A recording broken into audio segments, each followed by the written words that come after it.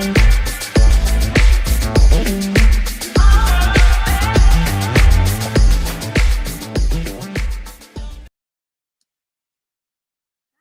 morning, everybody. What a blessed Wisdom Wednesday it is. And I'm so glad that y'all are joining me to get some wisdom, right? I'm Dr. Juanita Mercer. I'm the founder and CEO of Lead My Heart. And I am just so excited about this new series, this mental health leadership series, y'all, that is going to be transformative and truly powerful. And so, even for those of you who maybe can't join me live at 10, please go back and watch these episodes, okay? So as people are getting in, because I start on time, okay, and this will not be too long, but I do want us to, you know, have some engagement here. I really do. This is not a Zoom event on purpose. This is just an opportunity for me to share my heart with you all as you all get to know me better. As I connect with you all, I think it's so important, for y'all to hear from me and hear my heart. And so I really appreciate y'all joining me. Just a couple of things before we dive into today's content. And today's episode is Heart at Work. Heart at work, not hard at work, but heart at work, because it is so important how we exercise our hearts and the work that we do. And so today's topic is love and mental health. Love and mental health. We don't talk enough about love and leadership, especially within the context of mental health. And as you all know or may not know, May is a Mental Health Awareness Month. And so you're going to see a lot of things on social media. And I really wanted to jump in on this because I've talked about mental health before. It's a big part of my approach to executive coaching, and really wanting to be a companion for my leaders, and ensuring that you understand that your mental health is just as important as their social, physical, and otherwise health as well. So it's also one of the 12 dimensions of wellness, just one of 12, that I also coach and really try to impact leaders about.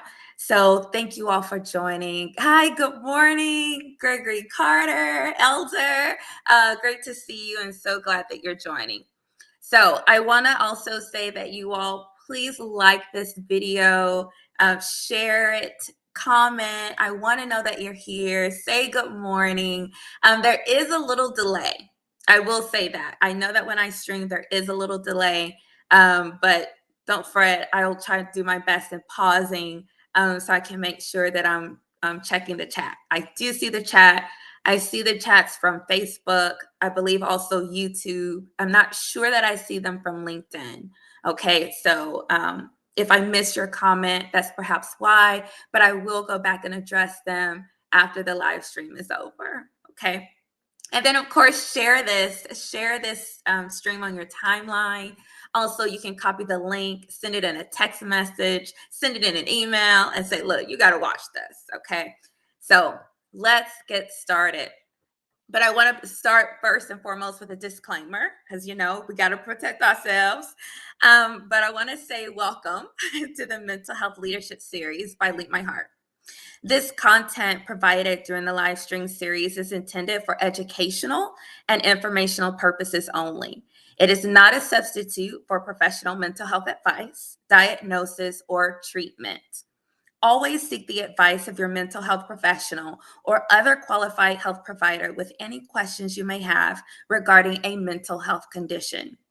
Never disregard professional mental health advice or delay seeking it because of something you have heard on this series.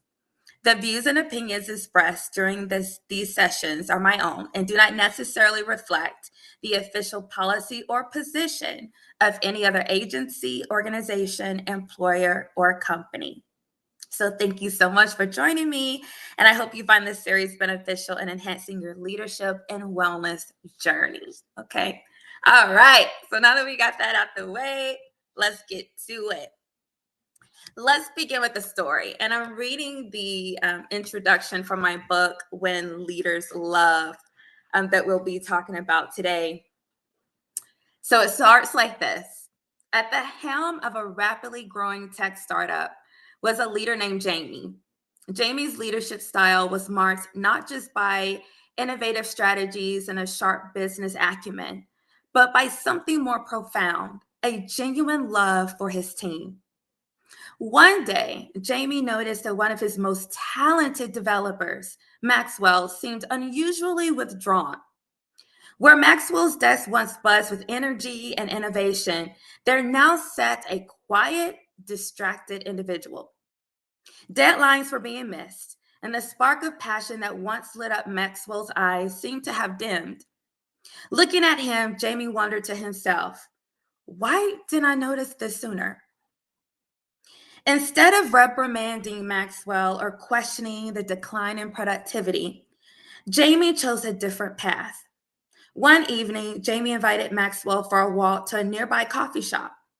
As they walked, Jamie gently asked Maxwell about his life, not as a supervisor, but as a friend concerned for another's well being. Maxwell hesitated at first, but then shared that his mother had been diagnosed with a serious illness. The medical costs were mounting, and the emotional toll was heavy.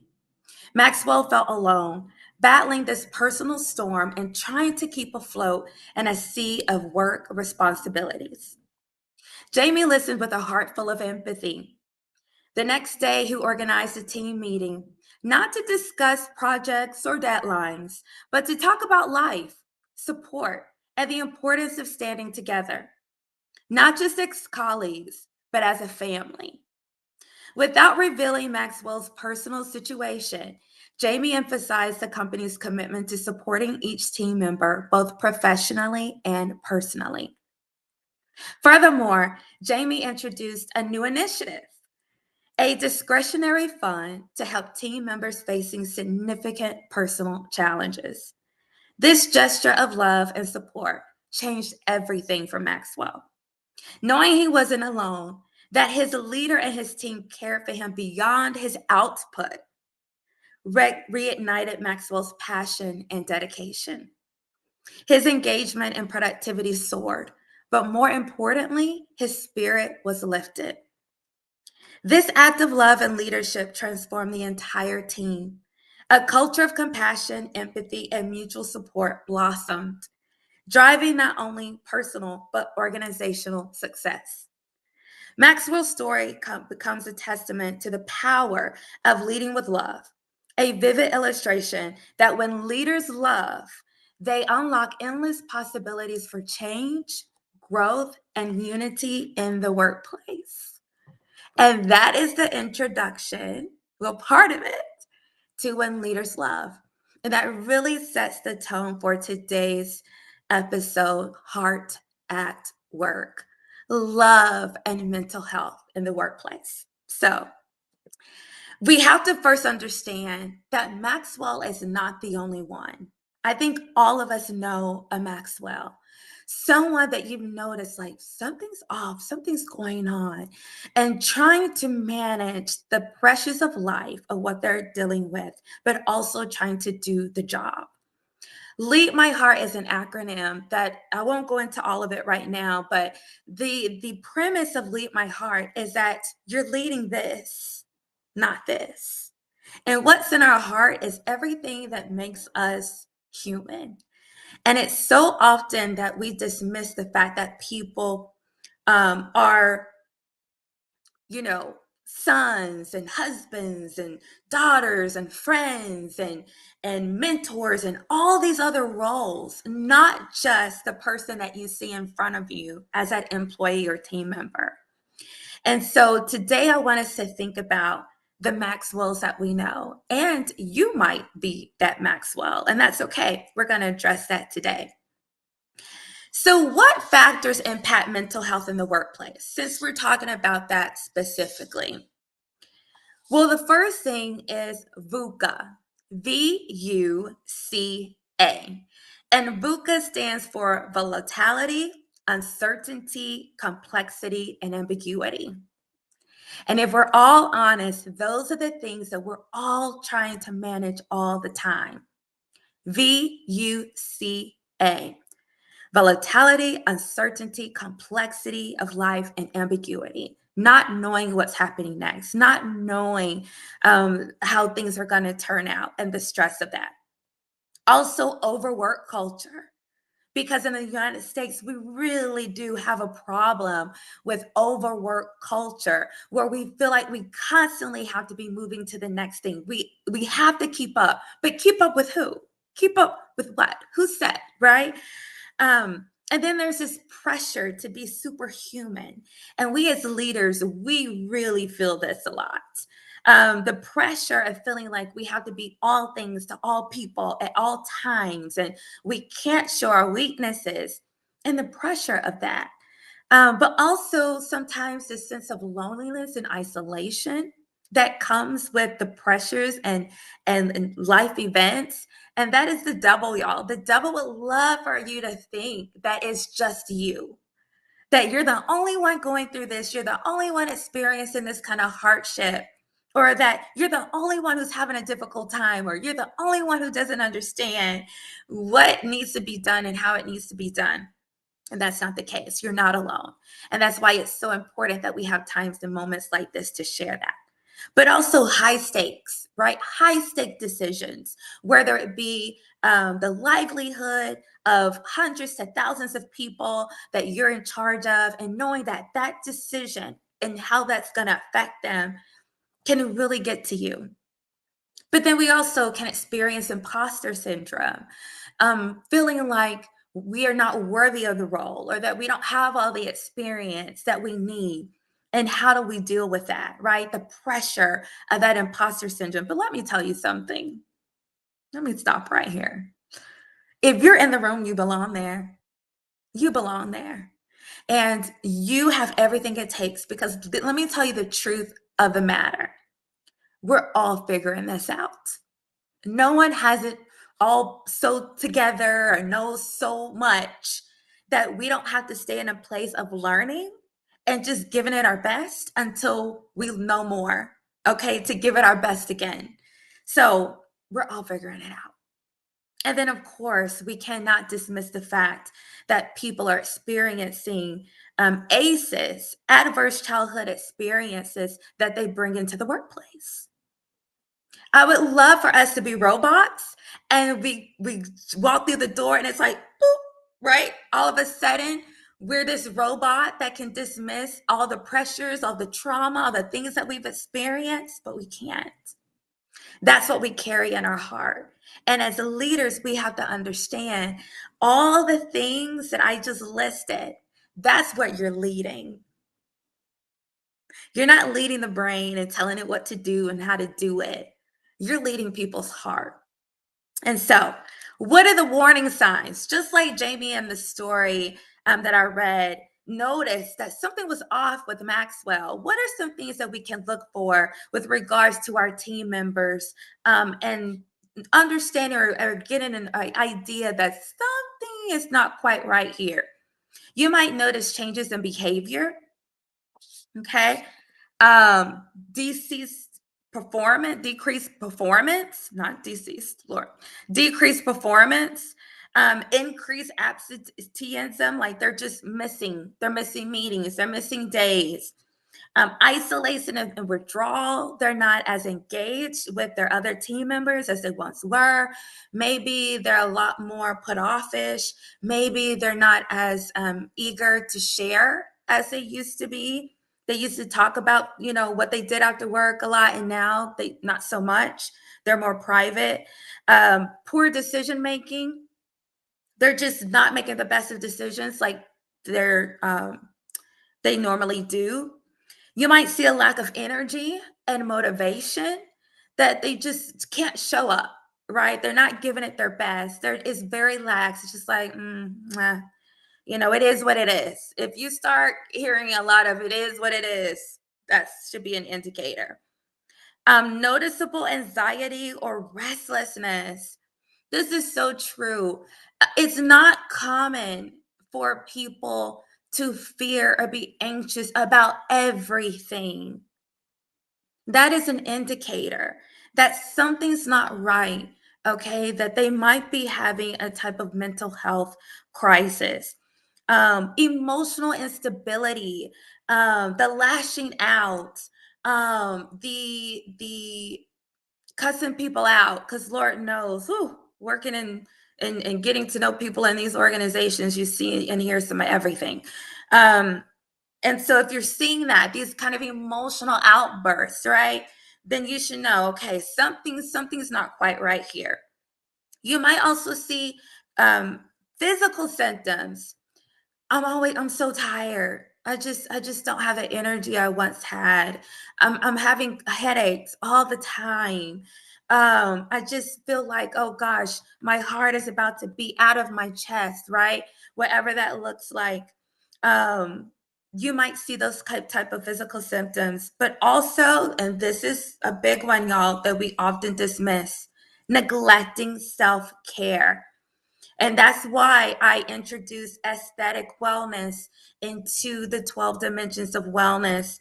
Other people had kind of gotten it up to 11, but I added the 12th one, aesthetic, because I have noticed how when people don't put the care and attention to their grooming, all of a sudden they used to like, put on makeup and now they're like, forget it. I'm not even into that. I barely comb my hair. You can tell that my hair needs to be washed and it's not, maybe more, smelly than usual. And that might sound, um, coy, but I'm being honest. Like these are really, signs and symptoms of a mental health pending crisis, perhaps. So please pay attention to that.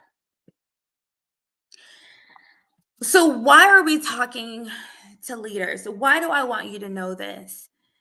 Because y'all, nearly 70% of people say that they're managers, which I don't like because you manage things, you manage systems, but you don't manage people. So this is a statistic I'm reading, but I just want to put that in there. Leaders, we lead people. Managers manage things and systems. Okay. But nearly 70% of people say that their leader, their supervisor, that person that they're submitted to, have the greatest impact on their mental health, on par with the impact of their partner. So this dismisses the idea that that's their problem. They need to figure it out. That has nothing to do with me. Leaders, yes, it does. Yes, it does. You play a major role into how people are able to manage their mental health in the workplace. And so whether you like it or not, it's not about a matter of whether you like it. This is what it is. This is the situation. And we need to be aware of this. And what's even more staggering is that this was more than the impact of their doctor at 51% or their therapist at 41%. You, leader, the supervisor. And this is, of course, according to a study by the Workforce Institute at UKG, which included 3,400 people across 10 countries. So this is just not an American thing. So for those of you who might be watching cross territorial lines, right? This is not an American thing. Like this is something that is consistent in the workplace. Why? Well, let's think about that. Why are leaders impacting mental health in such a way? Well, let's consider, first of all, time and exposure. We spend most of our waking hours with leaders and people we're submitted to, not your spouse. I want you to think about that. So when you think about the influence you have on your team, think about how much time they're exposed to you. And maybe not to you directly, but the decisions that you make, your authority, your influence. Also, work environment and culture. What type of culture have you established for them to work in? What are you role modeling? Are you saying, do as I do, or just do as I say? And how that impacts mental health. If people see that you don't care, that you're lax, that you're yourself, let's be honest, might be having a mental health crisis. How are you modeling getting the help that you need and addressing these things?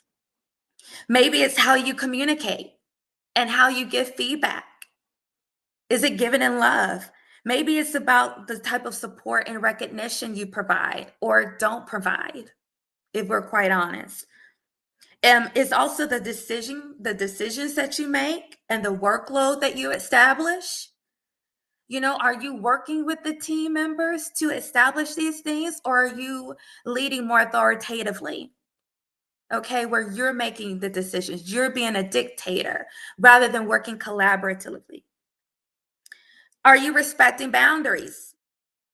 We can see that when leaders don't respect boundaries, not just in a professional organizational sense, but also in the sense of um, what is deemed appropriate, okay, in the workplace.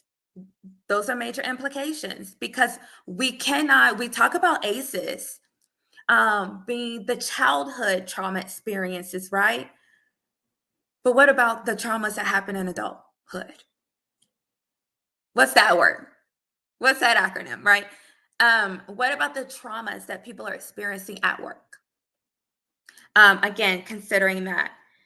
Trust and psychological safety. Are you creating that place where people feel comfortable and free to share that they're having some issues, that they need some help, that they need your guidance and support? And then also vision and purpose. Do you have one? Is it established? And is everything that you're doing in alignment with that? Not having a vision and establishing purpose is unethical. That's probably something you've never heard before, but it's something that I teach. It's because it's true. When people don't know where they're headed or where you're leading them, where you're taking them, it creates the ambiguity and uncertainty that um, really leans more to dictatorship. I don't have to tell you, you don't have to know, just do what I say. And no one wants to exist in that type of environment. That's like someone taking you in a car and say, get in the car, but I'm not telling you where we're going. You'd be like, okay, I'm really uncomfortable. I need to know where we're going. You may not have to tell me everything, but like, can you tell me like where we're headed? Are we headed to a restaurant? Are we headed to a movie theater? Are we headed to a different city? Like, where are we going? Right. So that's how we as leaders impact mental health. So now let's talk about what love is. Love, first and foremost, is not a feeling. Love is a person. Love is God. And I think about First John and 4, where it says, dear friends, let us love one another, for love comes from God. Everyone who loves has been born of God and knows God. Whoever does not love does not know God, because God is love.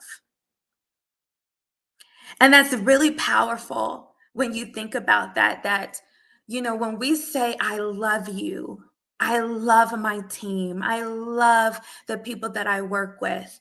Let me ask you this. Do you guide them? Do you guide them?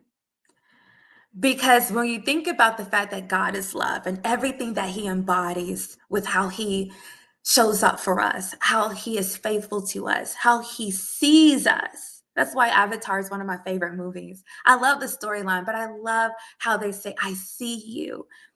When you feel love, you feel seen. You truly feel seen. And so I want you to think about that. When you say, I love my team members, I love my organization, do you guard it? Do your decisions and what you say and how you behave, does it affirm God? Does it look like God? Is it in alignment with God's heart and intent? Because if it's not, then it's really I'm not convinced that that's love. I'm convinced that it might be admiration, it might be a lot of things, but love is powerful. It's transformative, and that's why it's necessary with regards to how we handle people. in our organizations and on our teams. So if you leave with nothing else today, I want you to think about that and how you love your team. Do you guide them? Do you do they feel like they're experiencing and encountering God through you by how you address them, how you lead them? My students in China, one of them told me, our class, we talk about you outside of class. And the one thing we know about you is that you love us.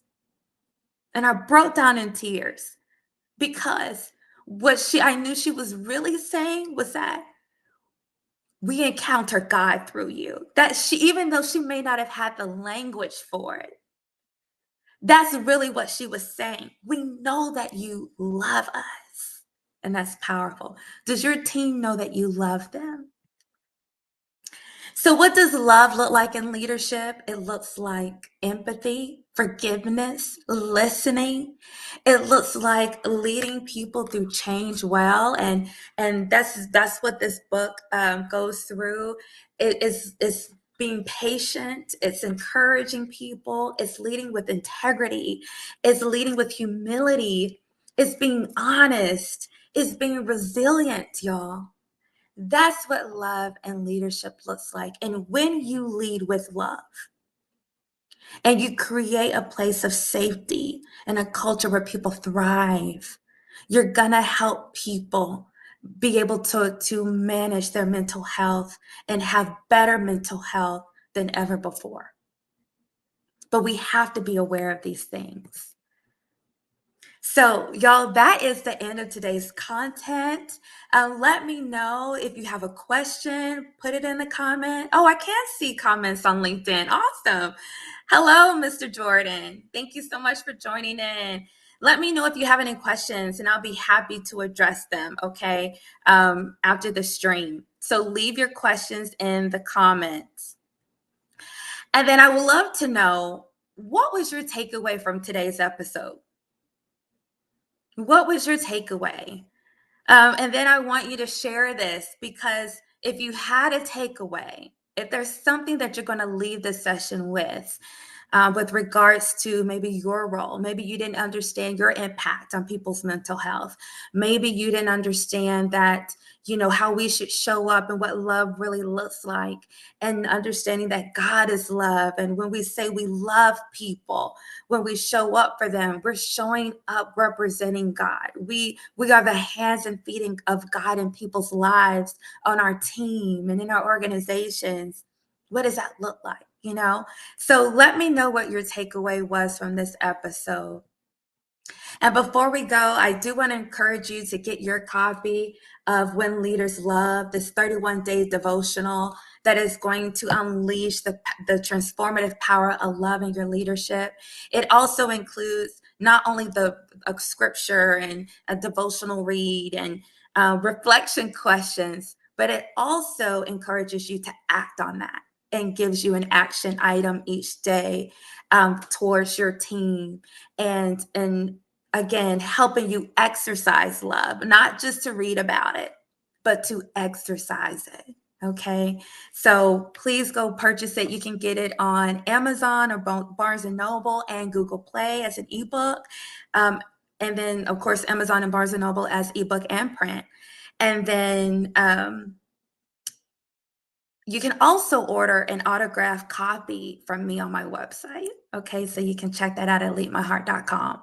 And then I also want you to know that the Well's coming up, which is my group executive coaching workshop, is the onboarding for community that I'm building with like-minded and purpose-driven leaders. And y'all, it is powerful.